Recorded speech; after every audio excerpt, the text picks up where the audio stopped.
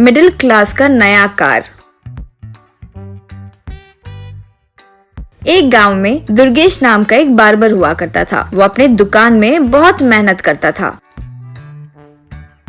दुर्गेश की शोभना नाम की पत्नी, टिंकू नाम का लड़का, पिंकी नाम की लड़की और माता पिता थे।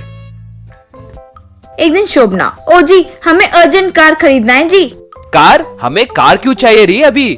क्यों चाहिए क्या पूछ रहे हैं जी? मेरे भाई कार खरीदकर फेसबुक पर पोस्ट किए, कितने लाइक आए जानते हो? हमारे फैमिली के व्हाट्सएप ग्रुप पर तो सब उसी की प्रशंसा कर रहे हैं, इसीलिए हमें भी कार खरीदना ही चाहिए। तुम्हारा भाई सॉफ्टवेयर इंजीनियर है री, वो खरीद सकता है, उसे मेंटेन भी कर सकता है। अभी पेट्रोल रेट कितना हुआ जानती हो? पेट्रोल नहीं तो डीजल कार खरीदिए। इलेक्ट्रिक कार खरीदोगे तो और भी अच्छा है। बस उसके लिए कार नहीं चाहिए मत बोलिए। रोज मेरे दोस्त कार में स्कूल आते हैं तो आप मुझे साइकिल पर छोड़ते हो। मेरी कितनी इज्जत जाती है जानते हो आप? हाँ रे बेटा, तुम्हारे पिता खरीदेंगे सोचकर पूरी जिंदगी इंतजार की। कार तो छोड़ो, बाइक भी नहीं खरीद पाए। कम से कम तुम तो खरीदो बेटा। मुझे कार में घूमने की बड़ी आस है। कार है तो जब चाहिए तब तीर्थ स्थल घूमने जा सकते हैं। कृपया करके मना मत करो बेटा। ओहो, ये बात पर तुम सब मिल गए हो। मैं बच्चों की पढ़ाई के लिए पैसे बचा रहा हूँ। उन पैसों को ऐसे बेकार चीजों में नहीं इस्तेमाल करूँगा, बस। कहकर चले गया।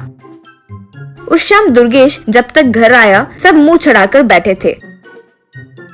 क्या हुआ री? दोपहर लंच बॉक्स भी नहीं भेजी? भूख लग रही है, खाना परोसो। जब तक आप कार नहीं खरीदोगे तब तक इस घर में चूल्हा नहीं जलेगा। सुबह से हम भी कुछ नहीं खाए हैं। अरे बेटा, पहले ही मुझे शुगर है, खाने के बगैर पूरा पसीना छूट रहा है। तो आखिर में आप लोग भूख हड़ताल पर आ गए हैं? हाँ, घर के मुश्किलों का समाधान तो उस भगवान के पास भी नहीं होता है। ठीक है, कार खरीद लूंगा। सब खुशी से ऊपर उठे। डैडी, मुझे जिसमें सनरूफ होता है ना वो कार चाहिए। ऑटो गेयर कार खरीदो डैडी, थोड़ा बड़ा होने के बाद मैं भी उसे चला सकता हूँ। और वैसे बोस के स्पीकर्स लगवाना, डीजे मिक्स सॉन्ग्स अच्छे से सुन सकते हैं ना। मुझे वो सबसे कुछ नहीं लेना देना जी, बस कार का लुक बहुत अच्छा होना चाहिए। लाइट तो भर भर के आना चाहिए बस। माँ, आप भी बोलो ना कुछ। मुझे वो सब क्या पता बेटा, बस कार बड़ी है और पैर फैलाने की जगह हो तो बस। खरीदूंगा बहुत जल्द। तुम लोग जो फैसिलिटीज बोले उसके प्रकार ही कार खरीदूंगा, देखते रहो। तुरंत दुर्गेश एक सेकेंड हैंड कार डीलर के पास गया। एक पुरानी मारुति 800 खरीदा। सर, आप एकदम खटारा कार 15,000 रुपए में खरीद रहे हैं। ये ऊंचाई में नहीं चल पाएगा, पहले ही बता रहा हूँ। वो सब मैं देख लूंगा रे, पहले इसका पेंटिंग करवा के नए कार की तरह बनाओ, कहकर पैसे दिया। कुछ दिन बाद शोभना आरती का प्लेट पकड़कर घर के सामने तैयार खड़ी थी। उसके परिवार वाले खुशी से कार का बहुत बेसब्री से इंतजार कर रहे थे। इतने में दुर्गेश वो कार लेकर आया। देखकर वे दंग रह गए थे। शोभना उस कार के टायर के नीचे नींबू लगाई। दुर्गेश एक्सेलरेटर बहुत मारने पर भी वो कार उस नींबू पर भी नहीं चढ़ पाई। दुर्गेश नीचे उतरा। ये क्या जी, नींबू पर भी नहीं चढ़ पाई? ये कार ऊंचाई में नहीं चल सकती, ये कंपनी वालों ने पहले ही बताया था। क्या नींबू भी उसके लिए ऊंचाई है? ये कौन सी कार है डैडी? मैंने कभी नहीं देखा। जब ये कार बनी थी तब तुम पैदा भी नहीं हुए थे रे। सोचकर ये पोर्शे नाम की इंपोर्टेड कार है, 40 लाख डालकर खरीदा। तुमने जो फैसिलिटीज मांगी वो सब है, आओ देखो। सब कार में बैठे। आगे की सीट पर बच्चे बैठे, पीछे की सीट में उन तीनों के साथ पड़ोसी घर वाले भी आकर बैठ गए। कार आगे गई। उस कार के पीछे ही खटारे सामान को खरीदने वाला उनके पीछे ही आ रहा था। कुछ दूर जाने के बाद उस कार का डोर निकल गया। ये क्या रे, डोर ही निकल गया? तुम ही तो बोली ना माँ कि पैर फैलाना है, अब आराम से पैर बाहर की तरफ फैलाकर बैठो। वो दंग रह गई।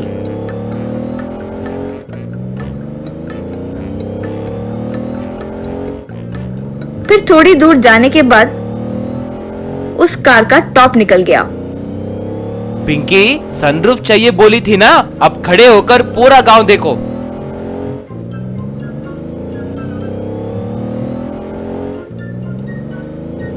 फिर गियर रॉड निकलकर हाथ में आ गया। ऑटो गियर कहाँ ताना रे? अब लो ये गियर रॉड, इस कार को गियर की जरूरत नहीं है। कुछ दूर जाने के बाद कार रुक गई। सब उसे धक्का मारते हुए घर आए।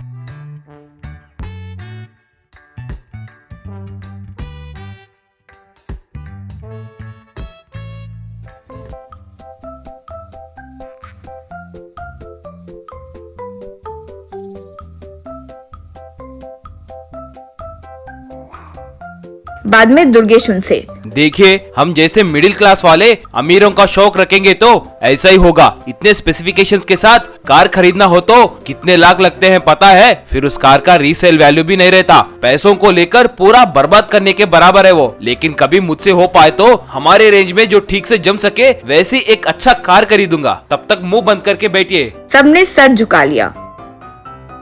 फिर पुराने सामान वाला आकर दुर्गेश को पैसे देकर कार लेकर चले गया। भिखारी का मिनी कार रिस्टोरेशन।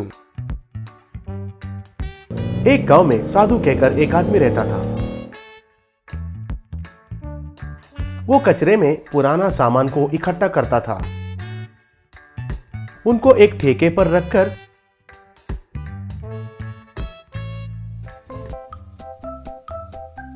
धक्का देते हुए जाकर एक दुकानदार को बेचता था। कभी एक बार उसको टूटा हुआ और पुराने खिलौने कचरे में मिलते थे। उनको ले जाकर वो घर के पास अच्छा करता था। बाद में उनको गरीब बच्चों को मुफ्त में देता था। उसी गांव में चंपकलाल कहकर एक आदमी को एक सोने का दुकान रहता था। वो हीरों का स्मगलिंग भी करता है कहकर पुलिस को मालूम था। लेकिन उनके दुकान पर जाके वे जांच करने से कभी भी कुछ भी नहीं मिलता था। क्या ऐसे जी, मैं हीरों को नहीं बेचता हूँ कहकर कितना बार कहना है आपको? चाहिए तो खुद देख लीजिए, दुकान में तो केवल सोना ही है। आपको कोई गलत जानकारी दे रहे हैं सर। आप ऐसे हर बार आकर बिजनेस के टाइम पर जांच करके मुझे बहुत तकलीफ दे रहे हैं सर।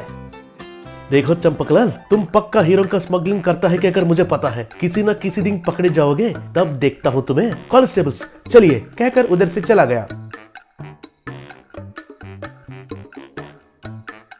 चंपकलाल जो करता है वो 2 नंबर का धंधा है, लेकिन वो अच्छे काम भी बहुत करता था। गांव में water tank, school, bus shelter ऐसे बहुत बना कर दिया। चंपकलाल का बेटा का नाम था रतनलाल। उनको थोड़ा विस्मृति था। स्कूल होने के बाद बैग वही छोड़कर जाना, स्कूल के पास ही मिनी कार को भूलकर आना, ऐसा करता था। एक दिन चंपकलाल, अरे क्या है तुम्हारे ये विस्मृति? रोज रोज बढ़ता ही जा रहा है। जो भी खरीद के देता हूँ कहीं ना कहीं छोड़ कर आते हो। ऐसे किया तो अगली बार कुछ भी नहीं खरीद कर देता हूँ। एक दिन मिनी कार में रतनलाल साधु के पास आया। उधर साधु गरीब बच्चों को खिलौने बांट रहा था।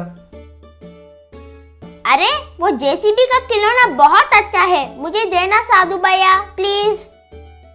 बेटा, ये लोग तो गरीब बच्चे हैं, खराब होकर ठीक करके दिए तो भी उनसे खेलते हैं। लेकिन तुम तो धनवान के बच्चे हो, तुमको क्या जरूरी है बोलो? तुम्हारे पिताजी को पूछा तो ऐसे बहुत सारे खरीद कर देते हैं ना। ये धनवान और गरीब ये सब मुझे पता नहीं है भैया, वो खिलौना मुझे बहुत पसंद आया, प्लीज देना भैया।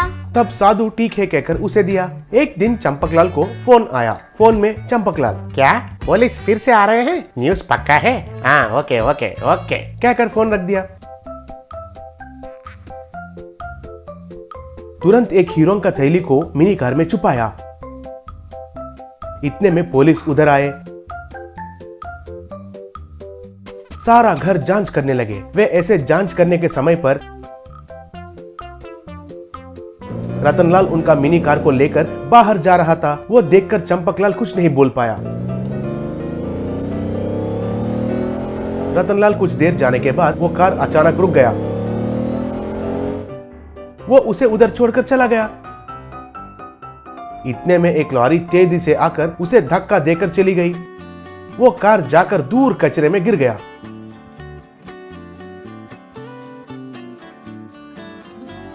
घर जाने के बाद रतनलाल को चंपकलाल कार के बारे में पूछा। वो और रास्ते में रुक गया है पिताजी। वो कहा है कि रुको रुको, याद करके बोलता हूँ। वो कहाँ रुक गया? कहकर सोच रहा था। अरे बाप रे, तुमने तो मेरा घर को डुबा दिया है रे येड़ा। अरे तुरंत जाकर उस मिनी कार को ढूंढ कर लेकर आओ, जाओ।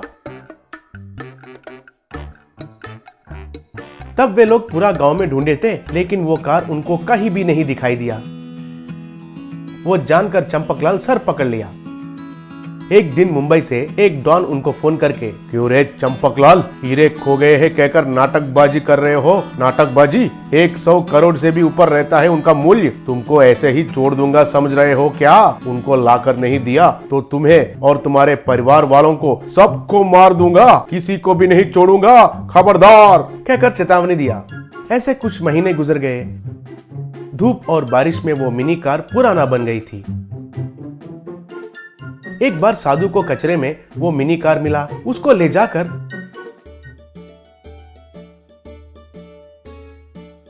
वो बहुत मेहनत करके नया जैसा बना दिया।